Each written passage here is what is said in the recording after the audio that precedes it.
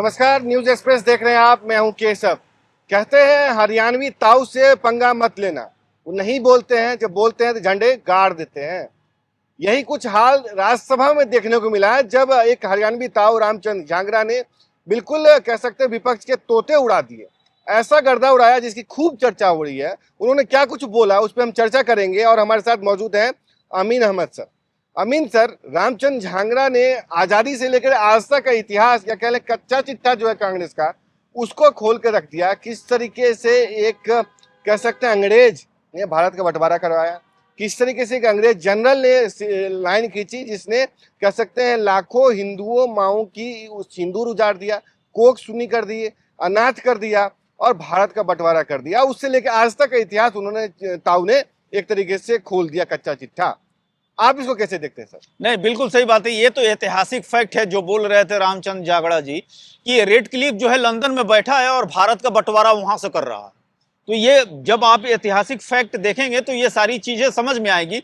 लेकिन उनका जो भाषण है जो राज्यसभा में उन्होंने दिया है, उसका लबोलुबाब ये था कि जवाहरलाल नेहरू या कांग्रेस या जो भी ऐतिहासिक फैक्ट है उसमें हमेशा से जो है नेताओं को है राष्ट्र से ऊपर दिखाया गया। और ये थोड़ी बहुत मुझे लगता है कि जो वामपंथी सरकार है या जो लेफ्ट और राइट विंग की जो एक मूल झगड़ा है, उसमें ये एक बात देखने को मिलती है कि जो भारत का राष्ट्रीय गौरव है उसके बारे में कम इतिहास में लिखा गया है। लेकिन कांग्रेस या गांधी फैमिली या जवाहरलाल नेहरू या मोतीलाल नेहरू या इंदिरा गांधी या जो भी उस वक्त के जो नेता थे, उनके बारे में जो है गीत बहुत ज्यादा इतिहास में गाए गए। देखिए अमीन सर, आपने एक बहुत अच्छी बात का यूज किया या पॉइंट आउट किया। मसलन झांगरा जी ने ये कहा कि राष्ट्र की जो कह सकते हैं जो इंटरेस्ट है, उस पर एक व्यक्ति की जो छवि है, उसको बड़ा कर दिया, उसको प्राथमिकता देने की कोशिश की गई या उसको एक स्टेट्समैन की छवि देने की कोशिश की गई।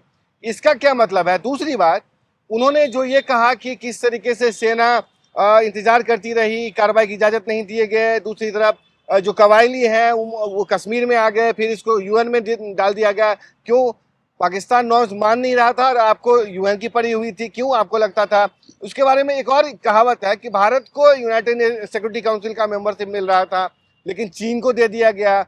तो क्या पर्सनैलिटी क्लैश का शिकार थे? पर्सनैलिटी क्लैश का मतलब ये कि उनको अपनी ही छवि का पड़ा हुआ था, भारत की छवि की कोई चिंता नहीं थी। नहीं, बिल्कुल सही बात है। जो राइट विंग है या जो लेफ्ट विंग से जो सवाल करता है उसमें वो सारी चीजें हैं कि अगर इतना ही जवाहरलाल नेहरू दूरदर्शी थे और उन्होंने भारत का आज तक 2025-26 चल रहा है और उन्होंने ही सब कुछ किया है, लेकिन ये 2-3 काम क्यों नहीं किए? पहली चीज को उन्होंने 62 में, अगर हमारे पास ऐसी आर्थिक स्थिति नहीं थी या हमारे सैनिकों के पास जूते नहीं थे तो आप इस तरह के युद्ध लड़ने की क्या जरूरत थी? चलो युद्ध लड़ा आपने तो आधा हिस्सा ऐसे दे दिया कि वहां पे तो कुछ उगता ही नहीं है, ये कोई मतलब नहीं। दूसरी चीज कि संयुक्त राष्ट्र संघ का सदस्य बनने का आपके पास। अमीन सर, आप इस बात को थोड़ा सा और क्लियरिफाई करें। बहुत फनी इंसिडेंट है लेकिन सिर्फ दूरगामी प्रभाव है।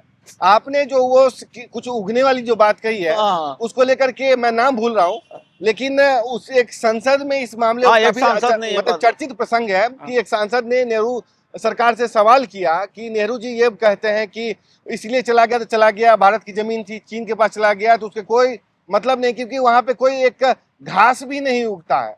तो सांसद महोदय ने अपने सर की ओर इशारा करते हुए कहा कि मेरे बाल भी नहीं उगते हैं तो क्या इसमें भी कुछ नहीं उगता तो क्या काट करके दे दे? ये इसके बारे में बताइए। हाँ, तो ये एक संसद की बहस की बात है। लेकिन एक दो जो कॉन्ट्राडिक्ट कहा जाता है जो झांगरा जी कह रहे थे, मैं वो सिर्फ उस मुद्दे पे कहना चाहता हूं।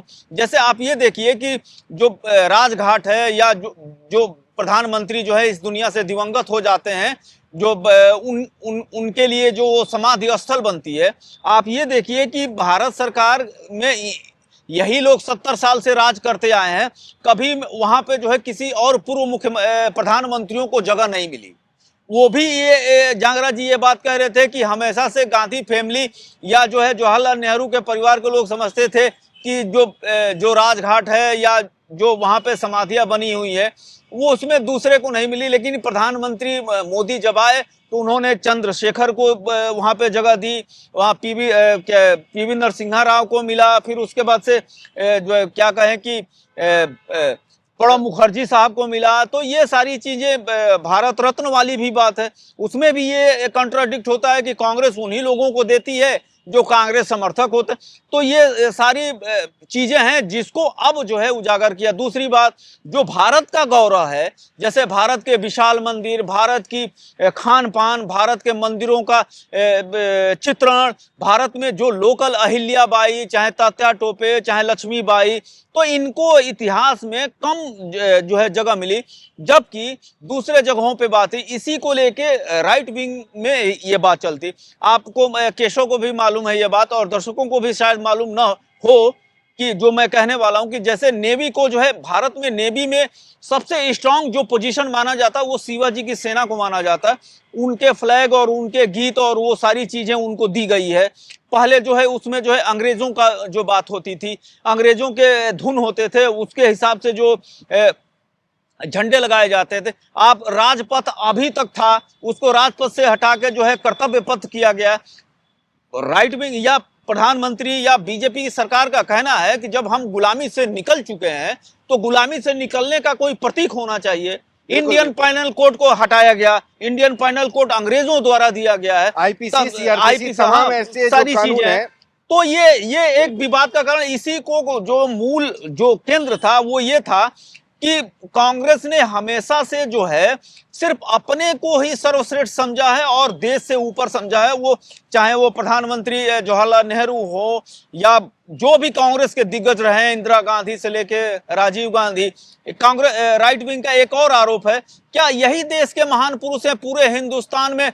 जो इंदिरा पॉइंट, जो भारत की सबसे लास्ट सीमा है, उसका नाम इंदिरा पॉइंट है। तो इंदिरा गांधी ही क्यों भाई, खैर और भी लोग हैं, सरदार वल्लभ भाई पटेल हैं। मोदी सरकार ने जी। चंद्रमा पे भी, जहाँ पे कि लैंड हाँ। का मतलब कह सकते हैं रोवर का लैंडिंग हुई थी, हाँ। उसका नाम शिव शक्ति पॉइंट रखा हाँ। है। खैर, तो कहते हैं कांग्रेस के बारे में, कांग्रेस को ये नसीहत बकौल अमीन सर अगर हम देना चाहें कि इतिहास के गड्ढे नहीं खोदने चाहिए। हाँ। क्योंकि उसमें बहुत अगर कुछ आप तो ऐसा आप है भी जो गिरेंगे। कांग्रेस को विचलित कर सकता है और उस गड्ढे में आप भी गिरेंगे। हाँ। तो रामचंद्र जांगड़ा ने जो कुछ कहा है वो आप सुनिए इस वीडियो में, और आपकी जो भी राय है न्यूज एक्सप्रेस के कमेंट बॉक्स में जरूर दें। तब तक के लिए देखते रहे न्यूज एक्सप्रेस। नमस्कार। मान्यवर, दो महत्वपूर्ण विषय जो माननीय राष्ट्रपति जी ने छुए हैं, एक अंतिम पेज के ऊपर जो बात लिखी गई है कि कुछ भी हो राष्ट्र से बड़ा कोई नहीं है। उन्होंने कहा कि विभिन्न मतों, अलग अलग विचारों के बीच सर्वमान्य है कि राष्ट्र से बड़ा कुछ नहीं है। दूसरी बात जो उन्होंने कहा है कि मैकाले की जो पद्धति थी, औपनिवेशिक दास्ताओं के जो चिन्ह थे और जो हीन भावना थी, उससे निकालने के लिए माननीय प्रधानमंत्री जी ने 14 वर्षों में जो प्रयास किए, मेरी सरकार ने उन्हें जो संबोधित किया है, मैं उसी विषय के ऊपर अपनी बात को फोकस करूंगा। 10 मिनट में पूरी हो जाएगी। मान्यवर, देश में झगड़ा यही रहा कि अपनी अंतर्राष्ट्रीय छवि को राष्ट्र से ऊपर सोचा गया है। अगर हम आज़ादी की बात करें, इतिहास पढ़ते हुए बड़ा अजीब सी लगता है। प्रधानमंत्री की शपथ ले ली गई, देश के राष्ट्रपति के रूप में एक ब्रिटिश काम कर रहे हैं, लॉर्ड माउंटबेटन। देश के सर्वोच्च सेनापति जनरल बूचर हैं और देश की सीमाओं का निर्धारण करने का काम सिरिल रेडक्लिफ कर रहे हैं, जिन्होंने कभी इंडिया को, यहाँ पे कभी हिंदुस्तान को देखा ही नहीं था। लाहौर के लोगों को अंतिम समय तक इस विश्वास में रखा गया कि लाहौर कहीं नहीं जाने वाला है, और आखिर में सिरिल रेडक्लिफ ने जो रेखा खींच दी, उसके कारण कितने लोग मारे गए, कितने लोगों की संपत्ति गई, कितनी हमारी बहनों के सिंदूर पहुंच दिए गए, कितनों की इज्जत लूटी गई। ये इतिहास के अंदर सारा सब कुछ दर्ज है। उसके बावजूद भी अपनी अंतर्राष्ट्रीय छवि को राष्ट्र से ऊपर समझा गया है। पाकिस्तान ने तमाम समझौते तोड़ते हुए कबालियों के बेस में जम्मू कश्मीर के ऊपर आक्रमण कर दिया। हमारी सेनाएं अदम्य साहस को दिखाते हुए उनको मुजफ्फराबाद तक वापस ले गई। लेकिन बीच में सीज फायर कर दिया और जो द्विपक्षीय मामला था वो यूएनओ को सौंप दिया, जिसके कारण आज तक वो समस्या बनी हुई है। यानी राष्ट्र से ऊपर अपनी अंतर्राष्ट्रीय छवि को समझा गया है। मैं इसी संदर्भ में एक उल्लेख सिंधु जल समझौता करना चाहता हूं। 1960 में सिंधु जल समझौता हुआ। हम अपर राइपेरियन स्टेट कंट्री हैं। तीनों दरिया झेलम, चेनाब और सिंधु भारत की भूमि से होकर निकलती हैं। जो हमारी ईस्टर्न नदियां हैं, रावी, ब्यास, सतलुज, जो भी हमारी धरती से निकलती हैं। पाकिस्तान को पानी की जरूरत थी तो उसको यहां के हाथ जोड़ने चाहिए थे कि हमें कुछ पानी दे दो, लेकिन प्रधानमंत्री जी वहां गए और तीसरे आज एक संस्था को बीच में रखा गया, जबकि त्रिपक्षीय मामला ही नहीं था। वर्ल्ड बैंक को बीच में ले लिया गया। सिंधु जल समझौते में परमानेंट कमीशन का भी गठन हो गया। उसके बाद व्यवस्था दी गई कि हम एक न्यूट्रल एक्सपर्ट की राय ले लेंगे अगर कोई विवाद होगा। उसके ऊपर भी अगर कोई समझौते में देश को अगर यकीन ना होगा, उसका तसल्ली नहीं होगी, तो अंतर्राष्ट्रीय आर्बिट्रेशन में केस चला जाएगा। इस तरह का समझौता कभी किसी ने अपने देश के लिए किया नहीं होगा। इस समझौते के कारण हमारी कितने हाइडल पावर प्रोजेक्ट आज तक लंबित हैं। अगर यह समझौता सही होता और हाइडल पावर प्रोजेक्ट के माध्यम से हिंदुस्तान को बिजली इतने मेगावाट मिल जाती कि आज हमें फॉसिल फूड से ये दूसरे पावर स्टेशन चलाने की कोई जरूरत नहीं थी। ये तो मोदी जी का